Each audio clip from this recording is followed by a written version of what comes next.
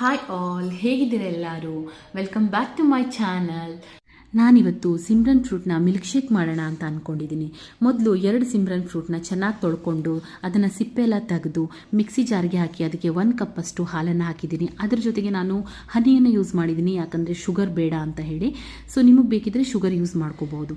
ಇದನ್ನು ಮಿಕ್ಸಿ ಮಾಡಿದರೆ milk shake ready ಆಗುತ್ತೆ. ಸೊ ನೋಡ್ಬೋದು ಎಷ್ಟು ಚೆನ್ನಾಗಿ ಕಾಣಿಸ್ತಿದೆ ಅಂತೇಳಿ, ಅಷ್ಟೇ ರುಚಿಯಾಗಿ ಕೂಡ ಇದೆ. ಇದರಿಂದ ತುಂಬಾ ಉಪಯೋಗಗಳಿದೆ ಅಂತ. ಬನ್ನಿ ಹಾಗಾದರೆ ಇದರ ಉಪಯೋಗಗಳ ಬಗ್ಗೆ ತಿಳಿದುಕೊಳ್ಳೋಣ. ನಾನಿವತ್ತು ಸಿಮ್ರನ್ ಹಣ್ಣಿನ ಉಪಯೋಗಗಳನ್ನು ತಿಳಿಸ್ಕೊಡೋಣ ಅಂತ ಇದ್ದೀನಿ. ಎಷ್ಟೋ ಜನಕ್ಕೆ ಸಿಮ್ರನ್ ಹಣ್ಣಿನ ಉಪಯೋಗಗಳ ಬಗ್ಗೆ ಗೊತ್ತಿರ್ಬೋದು, ಸೊ ಇನ್ನು ಕೆಲವರಿಗೆ ಗೊತ್ತಿಲ್ಲದೆ ಇರ್ಬೋದು. ಸೊ ನನಗೆ ಎಷ್ಟು ಗೊತ್ತಿದೆಯೋ ಅದ್ರ ಬಗ್ಗೆ ನಾನಿವತ್ತು ಈ ವಿಡಿಯೋದಲ್ಲಿ ಹೇಳೋಣ ಅಂತ ಅಂದ್ಕೊಂಡಿದ್ದೀನಿ. ಬನ್ನಿ ತಿಳ್ಕೊಳ್ಳೋಣ. ಸಿಮ್ರನ್ ಹಣ್ಣು ಆ್ಯಪಲ್ ಥರನೇ ಟೇಸ್ಟ್ ಕೊಡುತ್ತೆ ಸೇಮ್.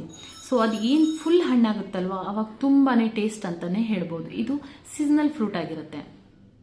ಸೊ ವಿಟಾಮಿನ್ ಎ ಜಾಸ್ತಿ ಇರೋದ್ರಿಂದ ಇದರಲ್ಲಿ ನಮ್ಮ ಕಣ್ಣಿನ ದೃಷ್ಟಿಗೆ ತುಂಬಾ ಒಳ್ಳೆಯದು, ನಮ್ಮ ಸ್ಕಿನ್ನಿಗೆ ಒಳ್ಳೆಯದು ಅಂತಲೇ ಹೇಳ್ಬೋದು. ಇನ್ನು ವಿಟಾಮಿನ್ ಸಿ ಅಂತೂ ತುಂಬಾ ಜಾಸ್ತಿ ಇರುತ್ತೆ.